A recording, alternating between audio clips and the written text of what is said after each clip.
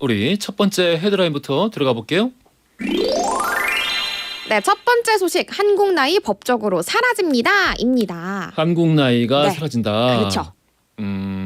뭐 법적으로 사라진다는 그 이미 사라진 거 아니었어요? 아니었어요. 아니었어? 하겠다라고만 얘기를 한 거였고. 그렇군요. 네, 그러니까 공식적으로 사라진 건 아니었는데 네, 23년도 6월부터 본격적으로 시행이 될 예정이고요. 예. 네, 국회 법제사법위원회가 7일이죠. 어제 이제 오전 전체 회의를 열고 이 만 나이 사용을 명확하게 규정한 민법 일부 개정 법률안 등을 의결을 했습니다. 예. 그래서 이게 이제 오늘 그리고 내일 국회 본회의를 통해서 통과할 예정이고요. 네, 이렇게 되면 공포 6개월 뒤에 시행이 되는데 그게 바로 23년도 6월이라고 예. 합니다. 어이구 그래요.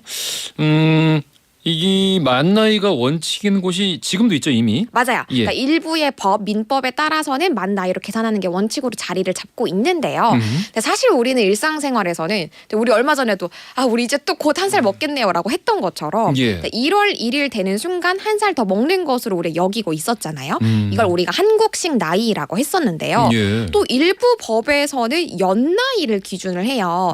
이 연나이라는 건 현재 연도에서 출생 연도를 뺀 거를 얘기를 하거든요. 예. 그러니까 이렇게 나이 종류가 벌써 3가지나 되니까 뭐 예를 들어서 뭐 행정상 처리할 때 뭐 법상 처리할 때 다 혼재를 빚었던 거죠. 예. 그래서 이걸 정리를 꼭 해야 된다라고 말이 많았었고 이제 드디어 만 나이를 아예 기준으로 하겠다라고 못을 박은 겁니다. 만 나이가 그러니까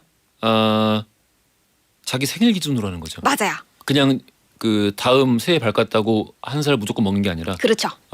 요거 좀 헷갈립니다. 제가 정리를 한번 해드리겠습니다. 예. 네, 만 나이는 출생 직후에 0살에서 그러니까 나이를 먹지 않은 상태에서 시작을 하고요. 예. 생년월일을 기점으로 1년이 지날 때마다 한 살씩 먹는 겁니다. 그러니까 이게 바로 인터내셔널 에이지 우리가 국제적으로 통용되는 나이 계산법이고요. 예. 예. 반면에 연나이는 좀 전에 말씀드렸던 것처럼 단순히 현재 연도에서 예를 들어 2022년도에서 본인이 태어난 출생 연도를 빼면 그게 연나이입니다. 그래요. 네, 그래서 일부에서는 만 나이를 적용하고 일부에서는 연 나이를 적용을 하다 보니까 이 법적으로 좀 통일을 해야 혼선을 막을 수 있다라고 해서 이번에 정리를 하겠다라고 한 거죠. 그래요. 생일 기준으로 이게 생일이 결정이 나이가 결정이 되니까 뭔가 더 헷갈리고 이게 혼동이 되는 일들이 많지 않을까. 맞아요. 한동안은 좀 많이 헷갈릴 것 같아요. 그래서 뭐 예를 들어서 혹시 나이가 어떻게 되세요? 이러면 보자 4월 지나면 제가 지금은 다음 달에는 얘기하기도 애매할 것 같기는 해요. 그러니까 저는 그러니까 제 12월 생이니까 네. 거의 대부분의 경우에 2살 적어지는 거네. 맞아요. 그러니까 이게 특히나 12월생 예를 들어서 12월 31일생이면 예. 태어난 지 이틀밖에 안 됐는데 바로 2살이 되는 거였잖아요. 그러니까 이게 좀 셈법이 이상하다라고 해가지고 이제 개정을 하는 거죠. 기래요.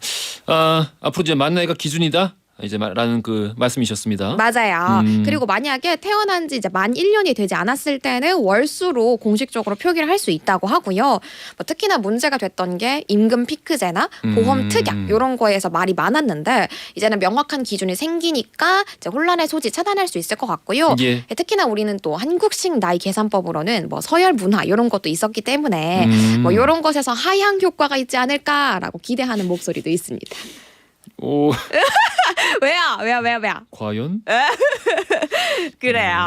알겠습니다. 네. 자, 우리 다음 헤드라인 가볼게요.